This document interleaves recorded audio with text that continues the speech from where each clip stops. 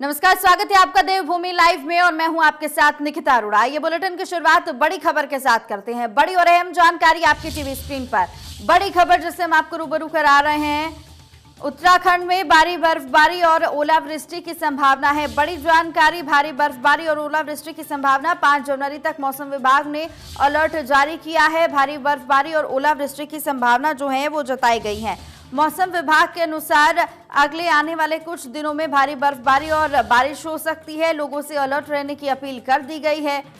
बड़ी जानकारी जो हम आपको बता रहे हैं, बड़ी खबर, उत्तराखंड में भारी बर्फबारी और ओलावृष्टि की संभावना है। मौसम विभाग के अनुसार अगले 3 से 4 दिनों में भारी बर्फबारी और बारिश हो सकती है। भारी बर्फबारी और ओलावृष्टि की संभावना है। 5 जनवरी तक बताया जा रहा है कि भारी बर्फबारी होगी, यानी कि आज और कल भारी बर्फबारी होने की संभावना है।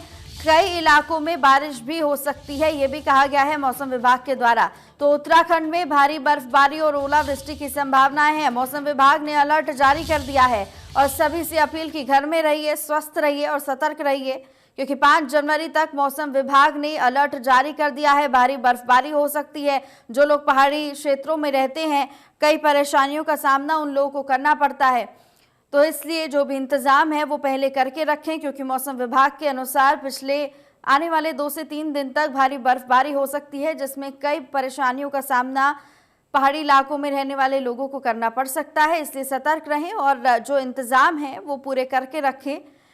5 जनवरी तक मौसम विभाग ने अलर्ट जारी किया है, लेकिन 5 जनवरी के बाद भी बर्फबारी की संभावनाएं हैं। 5 जनवरी तक हाई अलर्ट जारी है कि भारी बर्फबारी हो सकती है, लेकिन 5 जनवरी के बाद भी बर्फबारी होने के संकेत जो हैं वो मौसम विभाग के अनुसार मिले हैं। तो बर्फबारी से कई रोड बंद हो सकते हैं, इसका ध्यान रखें। इसके साथ साथ जो पर्यटक उत्तराखंड जा रहे हैं, जो पर्यटक पहाड़ी क्षेत्रों में जा रहे हैं, वो भी इस बात का खास ध्यान रखें कि भारी बर्फबारी जो है वो हो सकती है, रोड बंद हो सकते हैं। उसके अनुसार जो इंतजाम है वो पूरे करके रखें।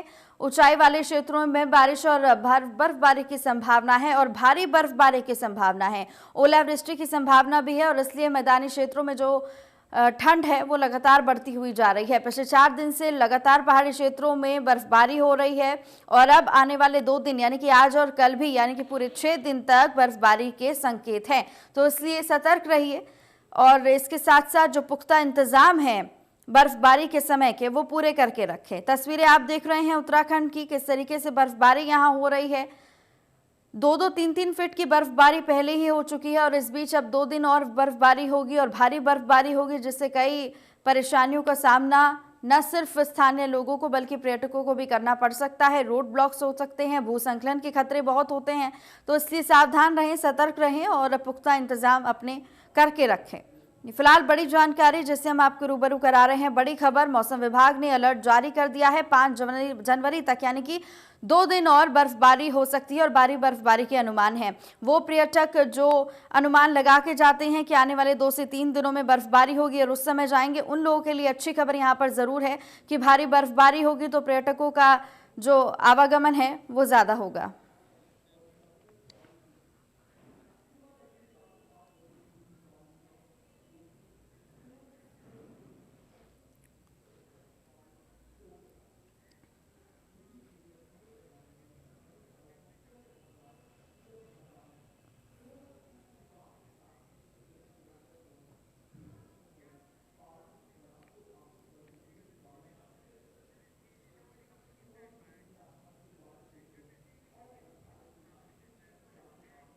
बड़ी जानकारी जिससे हम आपको रूबरू कराते हैं। देखिए, एक बड़ी खबर मिल रही है, उससे भी आपको रूबरू करा रहे हैं। बड़ी जानकारी आपके टीवी स्क्रीन पर देहरादून से है, जहां मनीष सिसोदिया का उत्तराखंड दौरा है। 2 दिन के उत्तराखंड दौरे पर आए हैं मनीष सिसोदिया।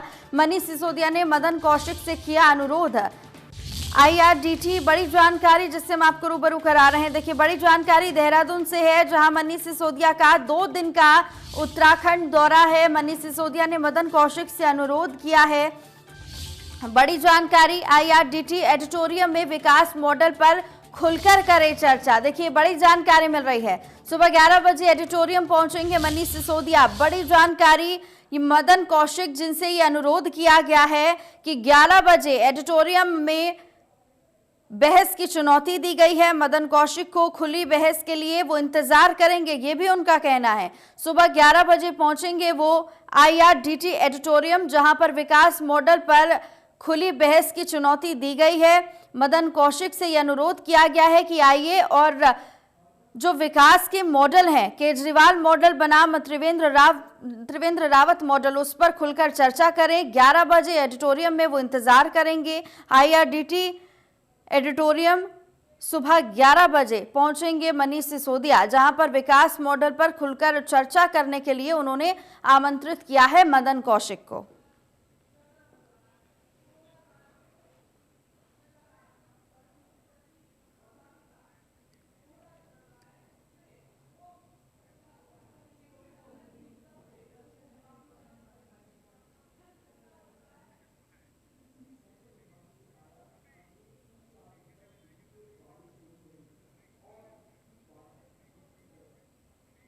और इसी बीच एक और बड़ी खबर मिल रही है, उससे भी आपको रूबरू कराते हैं। देखिए, एक और बड़ी और अहम जानकारी आपके टीवी स्क्रीन पर। उत्तराखंड में 267 नए कोरोना संक्रमित मिले हैं।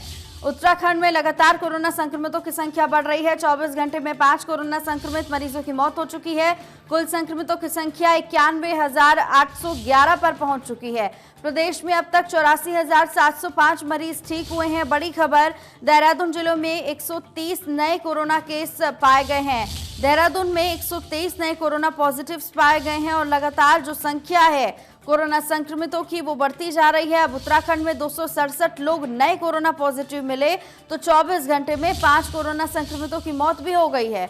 ये बड़ी जानकारी जो देवभूमि से हम आपको बता रहे हैं। उत्तराखंड में 267 लोग कोरोना पॉजिटिव पाए गए हैं। 24 घंटे में 5 कोरोना संक्रमितों की मौत हुई है। तो वहीं कुल संक्रमितों की संख्या 91,811 पर पहुंच गई है। अनुमान आप लगा सकते हैं क्या कुछ हाल देवभूमि का इस समय होगा, क्योंकि 91,000 के पार यानी कि 1 लाख का आंकड़ा पूरा ये पार करने वाला है कोरोना पॉजिटिव की संख्या, जिससे इस समय न सिर्फ अस्पताल प्रबंधन बल्कि स्थानीय लोगों में भी हलचल मची हुई है। उम्मीद यही की जा रही है कि जल्द से जल्द कोरोना पॉजिटिव की रफ्तार जो है वो कम हो सके। बहरहाल पिछले 24 घंटे में 5 कोरोना संक्रमितों की मौत से पूरे इलाके में सन्नाटा पसर गया और उसके साथ साथ भय और डर का माहौल भी है, क्योंकि पिछले 24 घंटे में 5 से ज़्यादा लोगों की मौत, जो इस समय न सिर्फ स्थानीय प्रशासन के लिए चिंता वाली बात है बल्कि अस्पताल प्रबंधन की भी चिंताएं बढ़ा रहा है।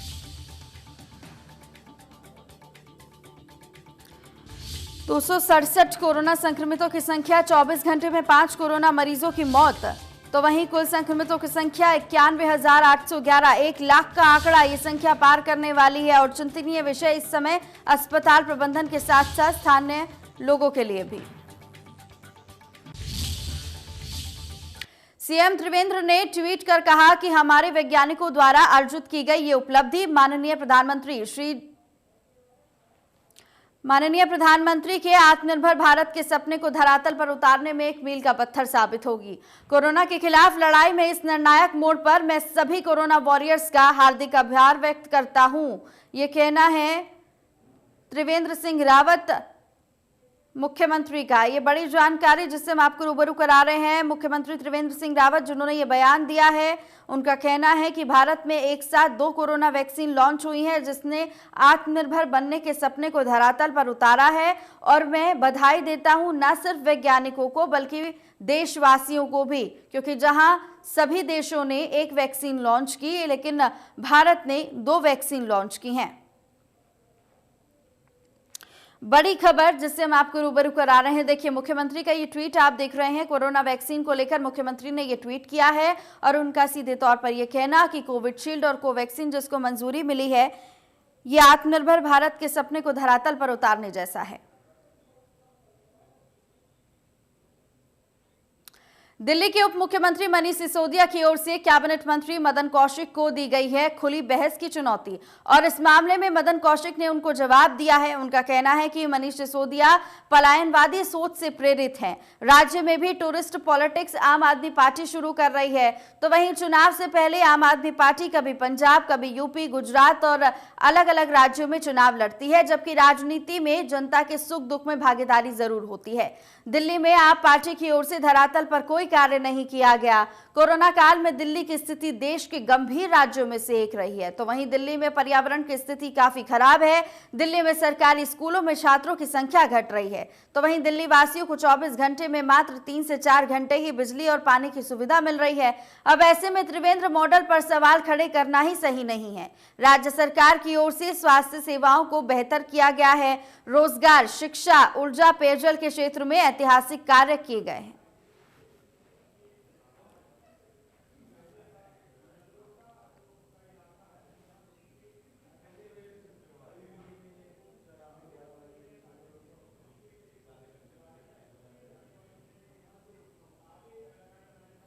आगे बढ़ेंगे। रुड़की के शिवपुरम में सुरेंद्र मोघा को प्रदेश सरकार द्वारा राज्य मंत्री बनाने पर शिवपुरम में बीजेपी नेत्री हेमलता चौधरी के आवास पर उनका जोरदार स्वागत किया गया।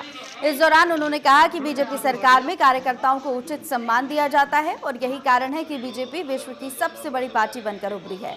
उनका कहना है कि बीजेपी एक अनुशासित पार्टी है जो सभी वर्गों के हितों को साथ लेकर चलती है और इस पार्टी में सभी का हित सुरक्षित है। अपने स्वागत समारोह में बोलते हुए राज्य मंत्री सुरेंद्र मोघा ने बताया कि वो पिछले लंबे समय से बीजेपी पार्टी में एक कार्यकर्ता के रूप में सेवा देती आई हैं और उनकी सेवा का फल सरकार द्वारा राज्य मंत्री बनाकर दिया गया। उन्होंने प्रदेश के मुख्यमंत्री त्रिवेंद्र सिंह रावत का हार्दिक आभार जताया और कहा कि उनके नेतृत्व में प्रदेश तरक्की की ओर अग्रसर है। इस मौके पर विधायक प्रदीप बत्रा ने कहा कि बीजेपी में सर्व समाज के लोगों का हित सुरक्षित है।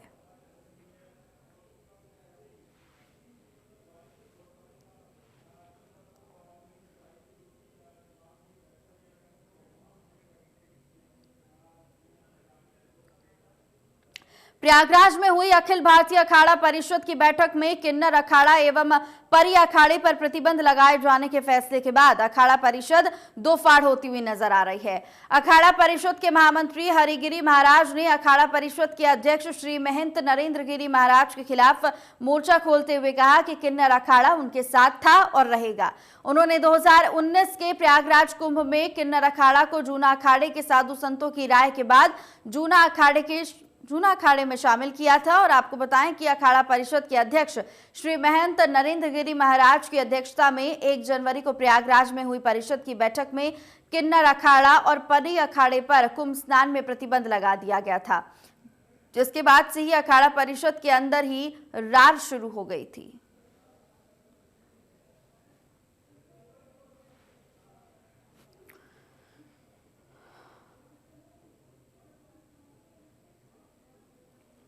हरिद्वार से ये जानकारी हम आप तक पहुंचा रहे हैं। किन्नर अखाड़े को हरिगिरी महाराज का साथ मिलता हुआ नजर आ रहा है और इसके साथ ही महेंद्र नरेंद्र गिरी महाराज के खिलाफ मोर्चा भी खोल दिया गया है।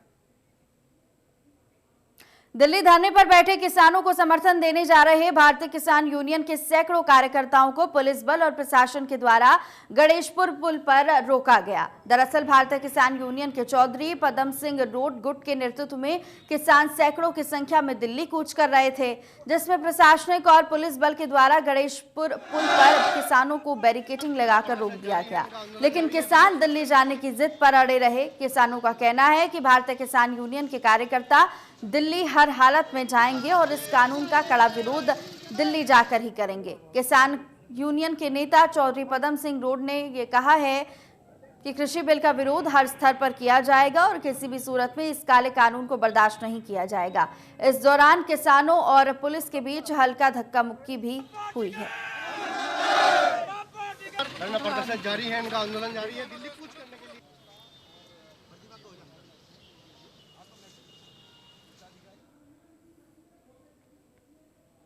हल्द्वानी के काठगोदाम स्थित चांदमारी इलाके में बीते 24 दिसंबर को हुए अमित हत्याकांड का पुलिस ने खुलासा करते हुए कहा है कि हल्द्वानी कोतवाली में एसपी सिटी अमित श्रीवास्तव ने बताया कि अमित कुमार की हत्या कालीचौड़ के रहने वाले हरीश चंद्र पंत ने की है और हत्या के पीछे प्रेम प्रसंग से जुड़ा हुआ मामला है।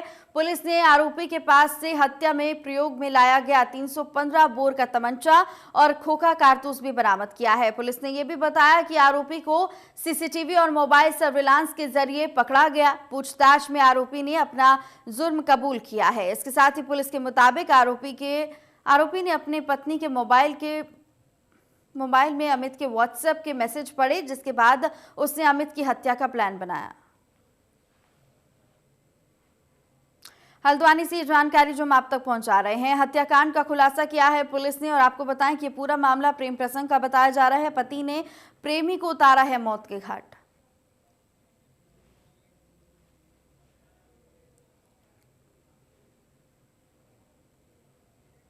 उत्तरकाशी में सीमांत क्षेत्र उपला टकनोर हरसील बाजार की रोड में बड़े बड़े गड्ढे हो रखे हैं, जिससे व्यापारियों को काफी परेशानियों का सामना करना पड़ता है। और वहीं होटल व्यवसायिकों का कहना है कि नए साल के मौके पर यहां पर्यटक तो आ रहे हैं और पीडब्ल्यूडी की लापरवाही से लोगों की जान को खतरा भी बना हुआ है। पर्यटकों की गाड़ी गड्ढों में फंस जाती है, जिससे पर्यटकों को काफी परेशानी होती है। गड्ढों में मिट्टी तक नहीं डाली जा रही। व्यापारियों का कहना है कि पहले ही रोड पर पाला जमा हुआ है, तो ये बड़े बड़े गड्ढे जहां गाड़ी स्लिप हो रही है, पीडब्ल्यूडी को ये बड़े बड़े गड्ढे दिखाई नहीं दे रहे या जानबूझकर लापरवाही कर रही है।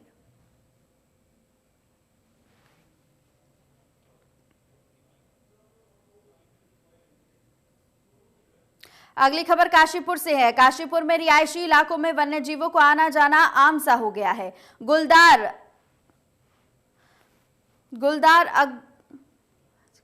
अजगर तो कभी हिरन, बारासिंगा काशीपुर में आबादी वाले क्षेत्रों में अपनी दस्तक दे रहे हैं। काशीपुर के विजयनगर मोहल्ले में सेही के नाम का एक वन्यजीव भी घूमता हुआ दिखाई दिया है, जिसके पीछे गली के कुत्ते पड़ गए और सेही ने किसी तरह से भागकर अपनी जान बचाई, तो पूरा घटनाक्रम वहां पर लगे सीसीटीवी में कैद हो गया। काशीपुर से ये जानकारी। पूरी घटना सीसीटीवी में कैद हुई है। रिहायशी इलाकों में अब जानवरों का दिखना जैसे आम सा हो गया है, लेकिन यहाँ पर खतरा जरूर अब लोगों के लिए ये बनता जा रहा है। कभी अजगर तो कभी जो गुलदार है वो देखने को मिलते हैं। तो रिहायशी इलाकों में जानवरों का आतंक जो है वो साफ देखने को मिल रहा है और इसका जो सीधी वजह है वो ये बताई जा रही है कि लगातार जंगलों का खत्म होना। अगली खबर पौड़ी से है। पहाड़ों में मौसम लगातार करवट बदल रहा है। देर रात से हो रही हल्की हल्की बारिश, तापमान में गिरावट के साथ ही ठंड बढ़ी है। सड़कों पर गड्ढे दुर्घटना को न्योता भी दे रहे हैं। ये बड़ी जानकारी जो पौड़ी से मिल रही है। देखिए, एक तो इस समय ठंड है, पाला पड़ रहा है, दूसरा बड़े बड़े गड्ढे जो इस समय हादसों को न्योता दे रहे हैं, दुर्घटनाओं को न्योता दे रहे हैं। तस्वीरें आप देख सकते हैं, ये पौड़ी की तस्वीरें हैं और पौड़ी रिहायशी इलाकों में से एक माना जाता है। बावजूद इसके ये बड़े बड़े गड्ढे देखिए। तापमान में लगातार जो है वो गिरावट देखने को मिल रही है और इस पानी में पाला जम जाता है, जिससे गाड़ियां बहुत स्लिप होती हैं। बावजूद इसके अभी तक प्रशासन की ओर से कोई पुख्ता इंतजाम नहीं किए गए। और न्यू ईयर का समय है, नए साल का समय है, इस समय पर्यटन जो होते हैं वो भी बहुत पहाड़ी इलाकों में आते हैं, जिससे पर्यटकों को भी काफी परेशानियों का सामना करना पड़ रहा है।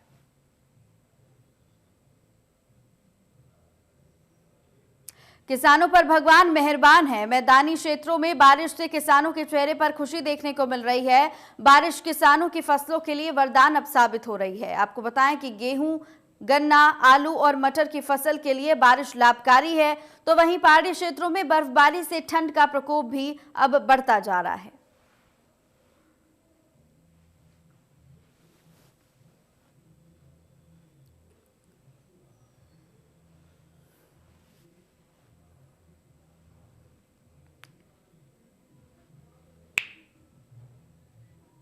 ऋषिकेश में मौसम का मिजाज अब बदला है और तीर्थ नगरी के क्षेत्र में देर रात से ही लगातार बारिश होने की वजह से ठंड बढ़ गई है, लेकिन कोहरे से जरूर लोगों को निजात मिलेगी। बारिश के चलते ठंड बढ़ने से सड़क के किनारे सो रहे गरीब और बेसहारा लोगों की मदद के लिए कई धार्मिक और सामाजिक संस्थानों ने मदद के लिए अपने हाथ आगे बढ़ाए हैं और ठंड से राहत दिलाने के लिए रजाई और कंबल उपलब्ध करा रहे हैं।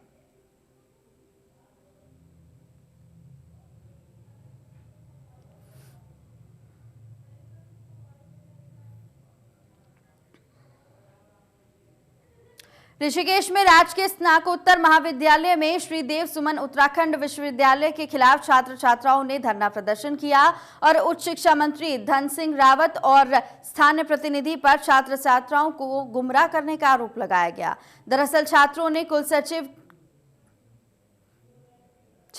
सचिव ने पत्र जारी कर छात्र छात्राओं की समस्याओं के समाधान से इनकार कर दिया है। बड़ी जानकारी जो ऋषिकेश से मिल रही है। छात्रों का प्रदर्शन आप देख रहे हैं। मंत्री धन सिंह रावत पर छात्रों ने आरोप लगाया है, गुमराह करने का आरोप लगाया गया छात्रों के द्वारा। तो वहीं मसूरी में पर्यटकों और स्थानीय लोगों में अब मारपीट देखने को मिली है। दोनों के बीच जमकर मारपीट हुई। मारपीट में कई लोग घायल भी हुए हैं। मारपीट से माल रोड पर अफरा तफरी मच गई। तो वहीं पुलिस ने दोनों पक्षों के कई लोगों को हिरासत में ले लिया और साथ ही घायलों को अस्पताल में भर्ती कराया है। ये बड़ी जानकारी जो मसूरी से मिल रही है। पर्यटकों और स्थानीय लोगों में मारपीट देखने को मिली है। घायलों को अस्पताल में भर्ती फिलहाल करा दिया गया है। मॉल रोड पर अफरा तफरी मच गई है। मसूरी से एक खबर हम आपको बता रहे हैं।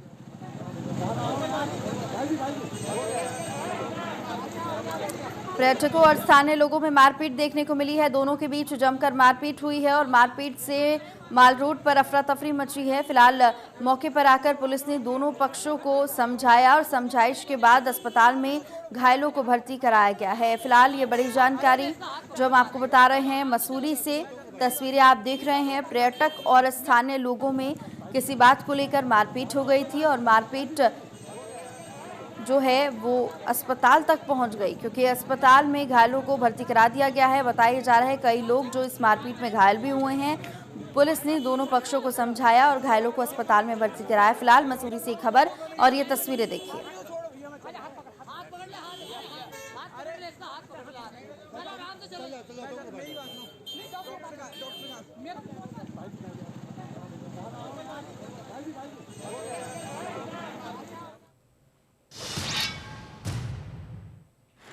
और इसी के साथ इस बुलेटिन में बस इतना ही। मुझे दीजिए इजाजत। नमस्कार।